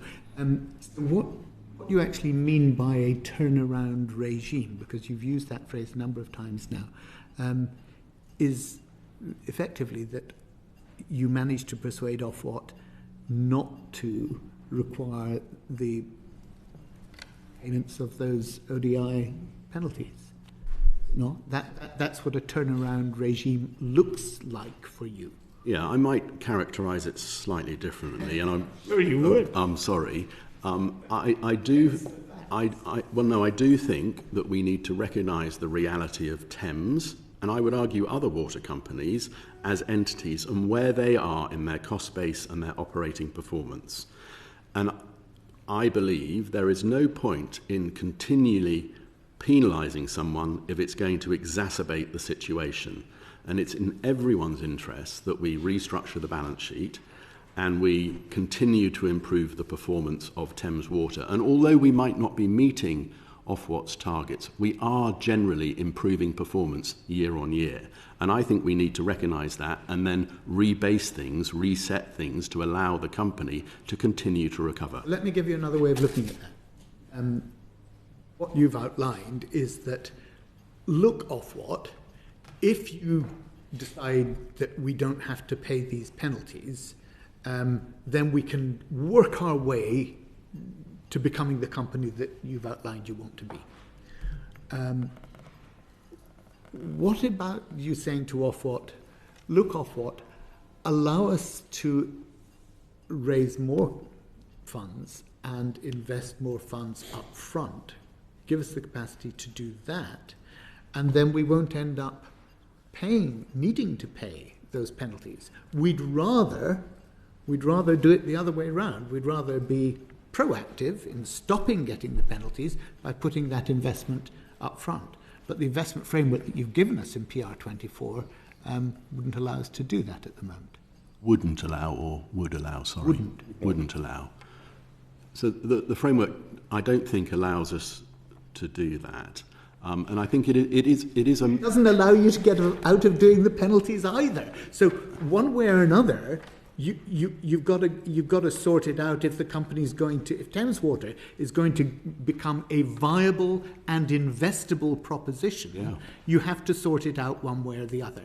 You either have to stop doing the things that are incurring the penalties, which are making your costs of capital so much higher, or you've got to get Ofwat to allow you to make that investment up front so you're not incurring the penalties. We need to do both those things.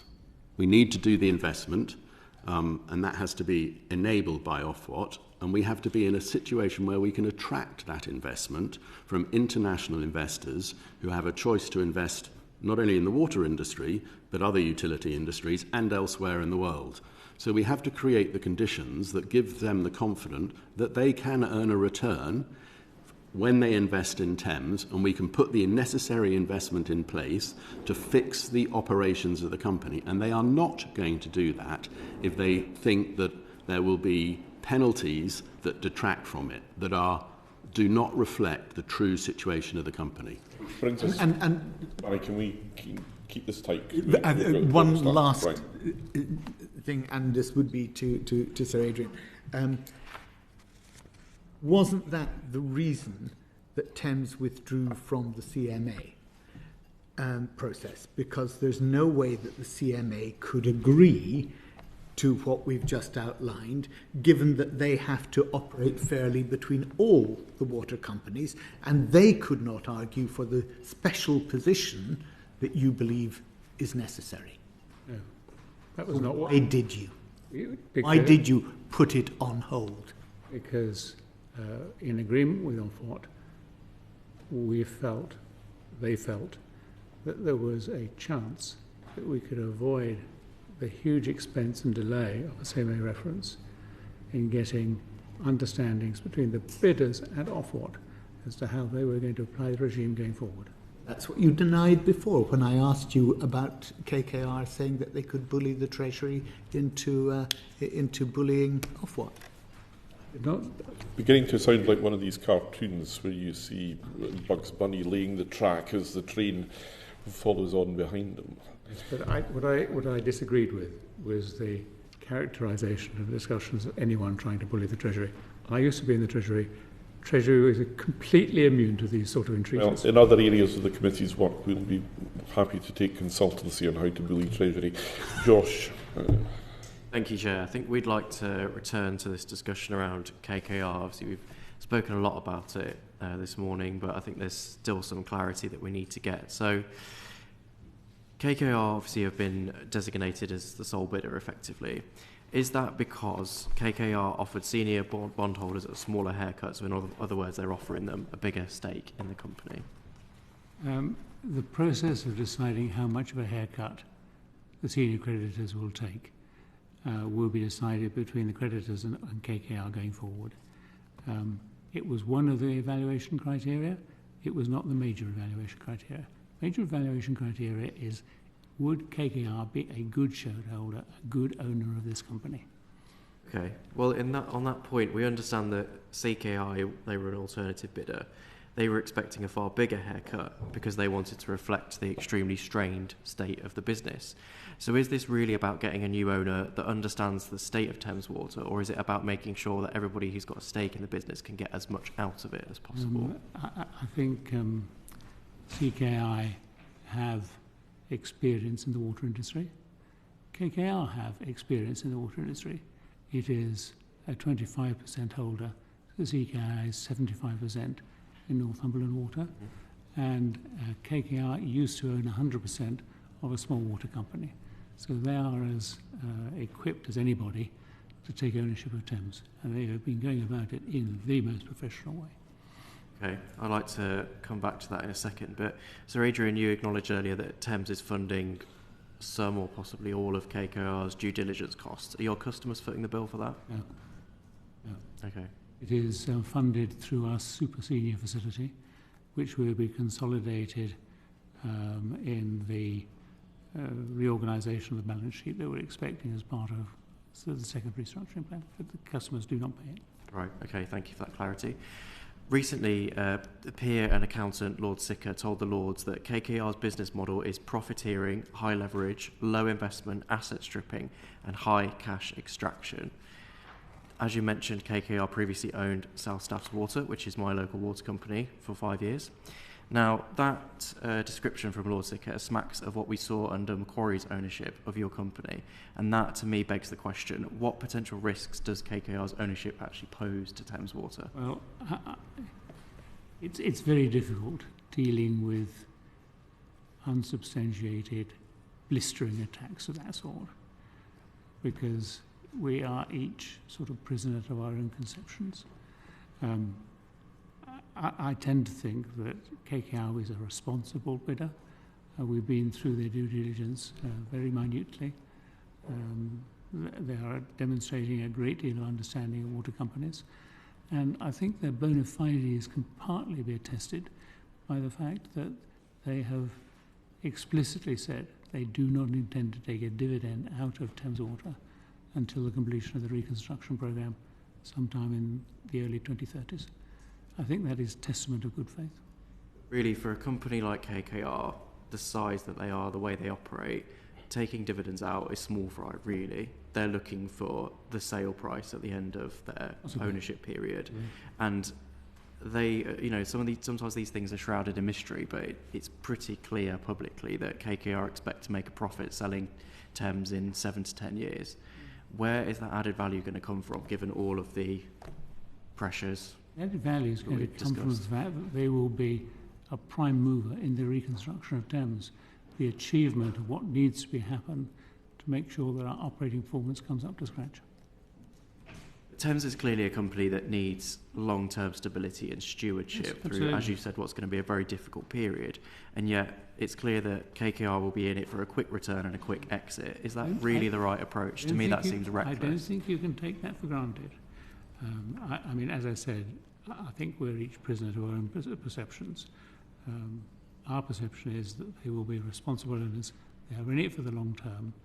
At some stage or other, they may realise their investment, but they have, I think, said that they believe that a listing will be the right way forward, which would return Thames to the listed sector. I think you will find that Ofwat believe that governments in the listed sector is at a higher standard than in the unlisted sector. I might debate that point, but that's certainly what Ofwat believe. So that KKR are positioning themselves to help the business improve itself, to get back on track with our operating performance, not to take a dividend until the year 30s. There's no imminent suggestion of realisation. I think that will be completely inappropriate. But the public markets seem to be a more attractive way of realising investment in due course than private equity. But the best predictor of future behaviour is past behaviour, right? And KKR have got a long history of, as I said, quick exit from companies to make a profit. I can see a hearing with the committee in due course with KKR as its principal witness, so I don't want to deprive you of that opportunity. But I think you've got to bear in mind that there's a big difference on the spectrum between private equity investing and infrastructure investing. This is coming out of a long-term infrastructure fund. I haven't looked minutely into the realisations in the fund, but they are long-term holds designed to improve the businesses, and that's what we're after in KKR's money.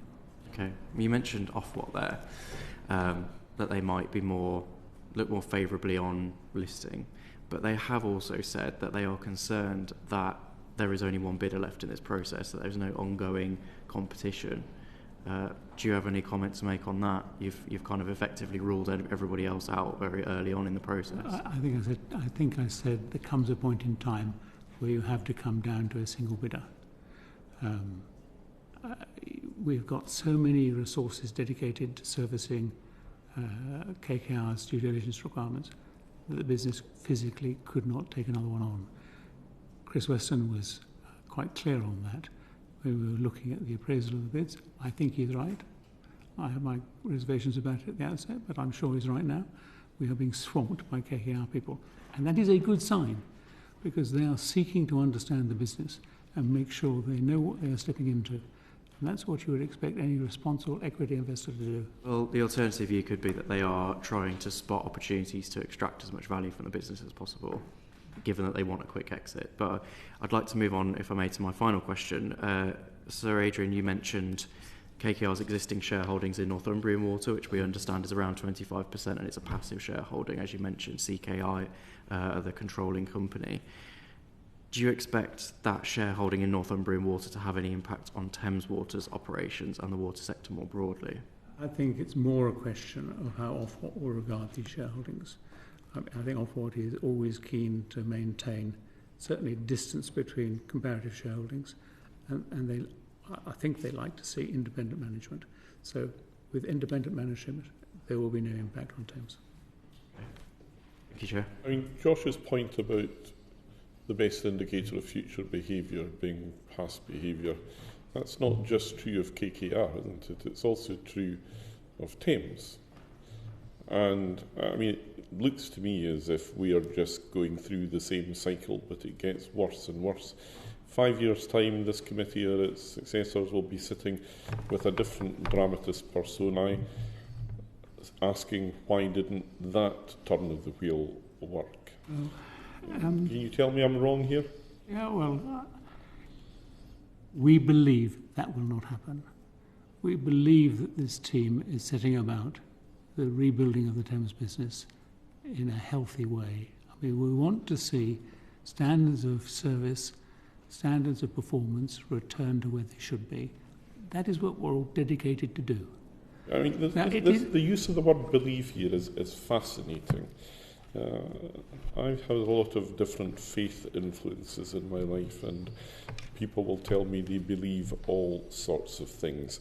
I've learned over the years that when somebody tells me that this is their faith or their belief, I want to look in this context for some evidence. And while I'm delighted that you're prepared to accept KKR as born-again philanthropists, I'm not seeing just an awful lot of evidence about it. And the difficulty is that if your belief turns out to be wrong and the evidence is correct, then in fact the consequences for the customers get worse and worse. Against that, I mean, I think that's a legitimate point of view. I've tried to explain that I think it's a point of view based on experience in the private equity business rather than the infrastructure business, where modes of investment are entirely different. But you're right to say it is a belief, and you're right to challenge me on that belief. And the evidence is that at the point where you could have kept live competition going, you chose not to. You chose to take those who now are seen as born-again philanthropists. We, with respect, I've tried to explain that we did not think it was a practical opportunity to keep two in the field. I mean, they are working us to the bone. You accept that there were consequences, then it limits the choices that are available to you at this stage in proceedings. I think I must go back to what I said originally. There is always a point at which you have to go to one bidder. Helena, you wanted to come in here, and then we'll finish with Sarah on the question of staff pensions. Thank you, Chair. Thames is obviously a company with a lot of issues to sort out and a lot of challenges, as we've talked about today. Adrian, I wanted to ask, how often does the board meet at present? Ordinarily, in a company of this size, you would expect routine board meetings 6 to 10 times a year. In 2023 to 2024, we met 37 times. In the last year, if you include our restructuring committee, we met 50 times. And that, I think, is evidence of how close to the action the board is. We have our fingers on the pulse. We know what's happening. We take the decisions.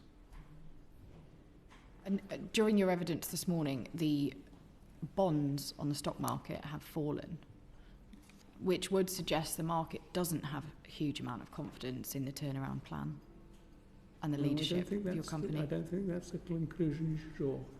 I think the conclusion you should draw is the market has been listening intently to what we have been saying about the need for financial reconstruction and the likely outcome for the creditors. Okay. Sarah. Thank you, Chair. You've previously confirmed your commitment to attracting and retaining good staff, but there's been considerable concern about the future of Thames Water staff pension, which is 12,000 members and is currently facing a £119 million deficit as at the end of March. Worryingly, that in 2023, Thames Water proposed charging customers £156.6 million to address the shortfall, and Ofwat found that this lacked sufficient and convincing evidence that it is appropriate for customers to pay these costs, rightly so, and blocked Thames Water from doing so. So what steps are you taking to reduce the deficit? So we have agreed the valuation with both of the pension funds, and we have agreed top-up amounts that are currently being made to the trustees and the pension fund. What confidence does this give potential new staff when they are looking for new roles? I think it should give them every confidence in that we are making those payments, and we have an agreed schedule of payments that will go into those pension funds. We're going through or about to start the triennial valuation of the pension funds shortly. And that process will then reassess, as it always does in the normal course of business, whether those top-up payments are appropriate, and Thames would have to agree a mechanism to make up the shortfall. Of course, the whole thing is made a little bit more concerning because of the current situation that Thames is in. But at the moment, we have an agreement and we are making those payments. What confidence does it give your customers that the first place you go to is to them to make that deficit up? Well, I'm afraid I can't comment on the instance that you refer to, but at the moment our only source of funding is customer revenue in our super senior facility, and we are using the funds that we have to make the payments that we need to into those pension schemes. You're not aware that in 2023 Thames proposed charging customers £156.6 million to address the shortfall? I mean, I'm not questioning whether you're right or wrong. I'm just not aware of that and all the details in it. I think that there needs to be accountability there, that decision was made and that request was made. If that is so, what confidence do customers take from that? So, I mean, I'm not shying away from our accountability for making sure the pension funds are funded in the right way. I mean, it is a process, and we have been through that, and we have agreed a payment profile, and we are making those payments. So, I mean, I'm struggling, I'm sorry, to see what is wrong with that. We've made an agreement, and we are sticking to it. Mm-hmm. For me, I wanted to get down into a little bit more detail about why you propose going to your customers first to try and claw back some of that deficit. in 2023? I don't know. I think this may have been before Chris arrived, and I think it was before I arrived as well. I don't recognise the discussion. Okay. How confident are you that staff pensions are going to be protected in the case that Thames were to go into special administration? If it goes into special administration, there will be an impact on the pensions. Yeah. What will that impact be? And how will you mitigate those? Well, it will be up to the administrator at the time what they do about those, so it won't be my decision. But there will be an impact on the two different pension schemes and to different cohorts, depending when they are existing pensioners or whether they are receiving a pension or about to receive a pension.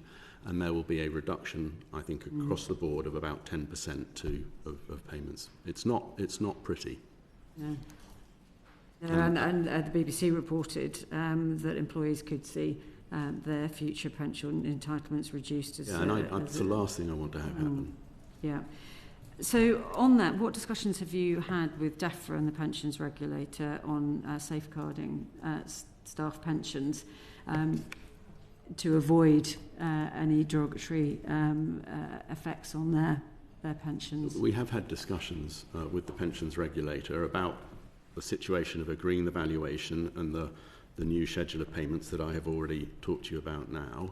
If we were to go into SAR, I think the pension funds would go into the Pension Protection Fund, and that's how it would be managed. And that is a process that is outside of my hands, and they would have to decide with the administrator what was done about it.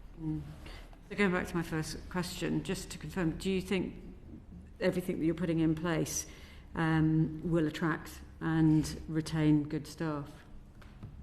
I hope so. We're working very hard to attract and retain good staff. I mean, part of that is making progress with the process that we're going through of recapitalising the balance sheet and bringing in a new shareholder, and also in constructing a transformation, a turnaround plan that improves the operation. So I would like to think all that we're doing allows us to continue to attract and retain good people. Josh, you wanted to comment? Yeah, thank you, Chair. Just finally, Chris, you've painted a very concerning picture. This clearly isn't a pension scheme that's in good health. It's not unique there, but it's obviously very concerning to staff. I asked earlier about staff headcount, pay, terms and conditions, but can you assure your staff, past, current and future, that you'll do everything that you can as CEO to maintain pension benefits as they are now?